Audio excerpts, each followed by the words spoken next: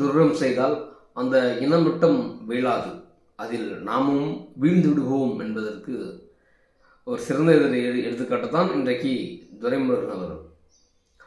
ஒவ்வொரு முறையும் பாட்டாளி மக்கள் கட்சியை திமுக சேர்ந்த ஐடிவிங் திராவிட கழகங்கள் சாதி முதிரை குடிசை குளுத்தி என்கின்ற முதிரை குத்தும் போதெல்லாம் அன்றைக்கு மௌனமாக வாய்மூடி பொத்திக்கிட்டு இருந்தவர் துரைமுருகன். ஆனால் தேர்தல் நேரத்தில் நாங்கள் வன்னியர்கள், தேர்தல் நேரத்தில் ஐயா நீங்கள் எங்கள் கூட கூட்டணி வாங்க அப்படின்னு சொல்லிட்டு திமுக தலைமை சொல்லும், அதை செய்பவர் துரைமுருகன்.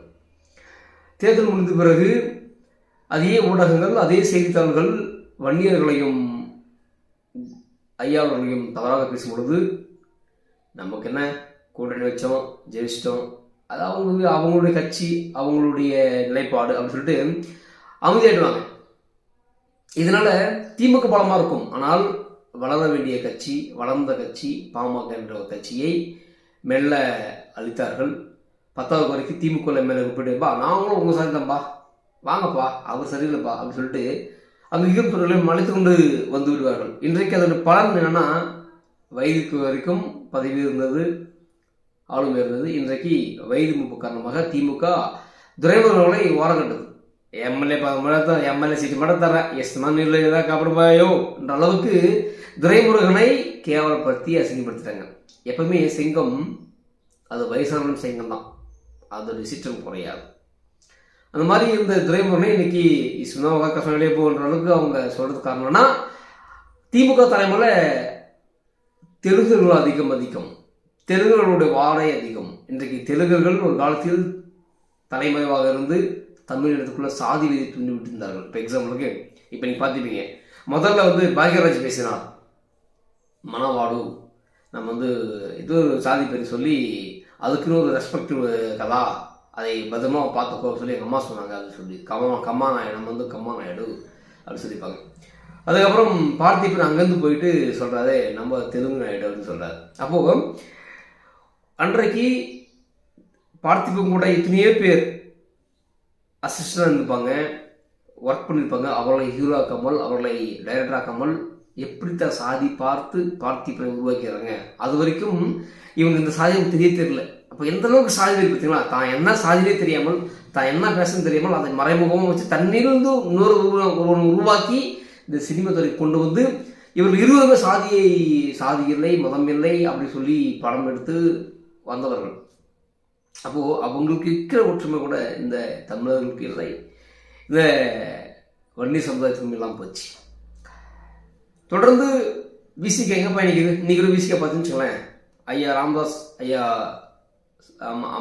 சசிகலா அவர்கள் கூட்டணி வச்சிருக்காங்க, அதை பற்றி பேசியிருக்காங்க. எத்தனை கூட்டணி வந்தாலும் திமுக இது பலமாக திமுக இது செய்ய முடியாது, திமுக பலமாக இருக்குன்னு பேசுகிறார். அதுக்கு முன்னாடி ஒரு கருத்து சொல்கிறார், எங்களை ரொம்ப அலக்கடிக்கிறாங்க செய்கிறாங்க பண்ணுறாங்க, சீட்டு இருந்தால் சீட்டு இருந்தான்னு சொல்கிறாங்க. மனம் நொந்தும் பேசுகிறாரு, மனம் உடைந்தும் பேசுகிறாரு.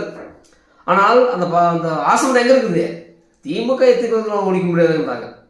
ஆனால் இவர்கள் சொல்வது வன்னியர்கள் எங்களை புறந்தள்ளினார்கள், கவுண்டர்கள் எங்களை புறந்தள்ளினார்கள், முதலியார்கள் எங்களை புறந்தள்ளினார்கள், தேவர்கள் எங்களுக்கு எதிராக இருக்கிறாங்க அப்படின்னு சொல்லிட்டு திமுக இணைக்கக்கூடிய சாதிய அடக்குமுறைகள் ஒடுக்குமுறைகள் சாதிய வெறியாட்டங்கள் எல்லாம் அதையெல்லாம் கொண்டு வந்து குப்பை எப்படி கொண்டுகிறோம் அந்த மாதிரி நம்ம கூட்டிட்டு போயிடறாங்க.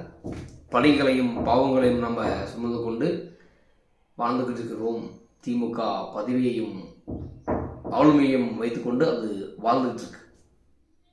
அப்போ வன்னியர்கள் தெரிந்து கொள்ளும்ல, திருமாவளவனை தவறாக பேசினால் கம்யூனிஸ்ட் ஓடி முட்டு கொடுப்பான். டேய் நான் திருமாவளவன் பேசுறேன், நீ ஏடா கேட்கறேன்னா நாங்கள் ஒடுக்கப்பட்ட மக்களுக்கு ஆதரவாக இருப்போம், மறக்கப்பட்ட மக்களுக்கு ஆதரவாக இருப்போம் சொல்லி திருமாவளவனுக்கு முட்டு கொடுப்பாங்க, திருமாவளவனுக்கு பாதுகாப்பு நிற்பாங்க. கூட காங்கிரஸும் சேர்ந்து கொள்ளும், திமுகவும் சேர்ந்து கொள்ளும். ஆனால் வன்னியர்களை குறிப்பாக மருத்துவர் ஐயா அவர்களை தாக்கி பேசும் பொழுது திமுக வன்னியர்கள் பார்த்து மூடிக்கிட்டு பொத்திக்கிட்டு அமைதியாக இருப்பாங்க. அதே மாதிரி தான் அதிமுக வன்னியர்களும் பார்த்துட்டு மூடிக்கிட்டு பொத்திக்கிட்டு இருப்பாங்க. ஆனால் திருமாவளவன் கிடையாது. அப்போது இவர்கள் உண்மையாகவே அடக்கப்பட்ட மக்களுக்காக ஒடுக்கப்பட்ட மக்கள் பேசுகிறாங்கன்னா அதெல்லாம் கிடையாது. நம்ம இருக்குது கொஞ்சம் பேர், அந்த கொஞ்சம் பேர் ஒத்துமையாக்கணும். என்ன தவறு செய்தாலும் எங்கால் தப்பு பண்ணலப்பா அப்படி நிற்கும் அப்படின்னு ஒத்துமை வந்துட்டாங்க. ஆனால் நம்ம தப்பே பண்ணாமல் ஏப்பா அந்த ஆள் தப்பு பண்ணலாம், நீ ஏன் சும்மா சொல்லிட்டு நம்மளால கேட்க முடியலையே, நம்ம பதிவு போயிடும், நம்ம பவுஸ் போயிடும், நம்ம ஆளுமை போயிடும் சொல்லிட்டு திமுகவுக்கு உயிரை விட்டும் செருப்பாக தீண்டும் அவன் அதே செருப்பால் எடுத்து அடிச்சுட்டு நம்ம தூக்கி வெளியே போட்டான் திமுக. இப்பயும் சொல்கிறேன், குறிஞ்சாங்குளத்தில் குடியாங்குளத்தில் தெலுங்கு மக்களால் அந்த அந்த தாழ்த்தப்பட்ட மக்கள் தாக்கப்பட்டாங்க.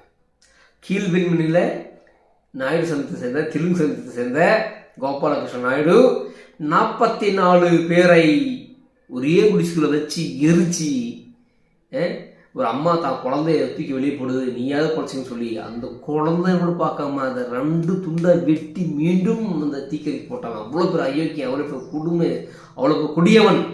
அந்த சமுதாயத்தை இங்கே வரைக்கும் குடிசை கொடுத்துனே சொல்ல. ஏன்? அதுதான் தெலுங்குகள் பாசம், தெலுங்குகள் லாபி. எந்த மீடியாக்களும் பேசலை. இந்த வரலாறு தெரிஞ்ச திமுக வண்டியும் கூட மூடிட்டு போத்திட்டு கேட்கலாம். எந்நேரமும் நம்ம தான் பேசிட்டு இருக்கோம், நாங்கள் பண்ணலான்னு. ஆனால் இதையெல்லாம் தெளிவுபடுத்தக்கூடிய பட்டியல் சமுதாயம் கூட அமைதியாக இருக்கு.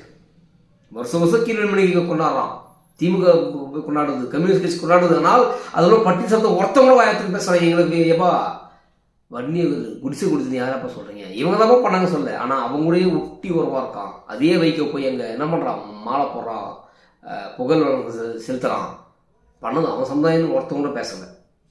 அப்போது தவறுக்கு துணை போகணும் சரி, தவறை கண்டுக்கணும் சரி, இங்கே அழிவது தமிழ் சமுதாயம் தான்.